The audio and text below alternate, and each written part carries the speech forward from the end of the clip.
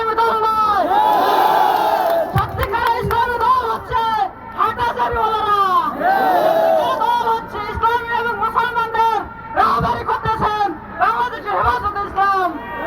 তাদের অনুসরণ করে আমি আমার বক্তব্য শেষ করছি।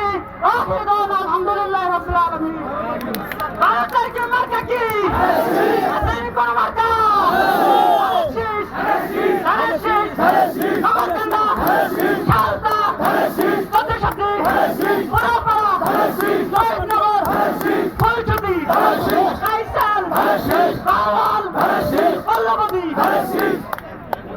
ধন্যবাদ।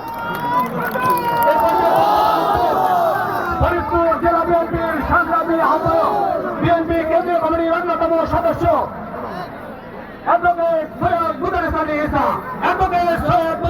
ঈসা।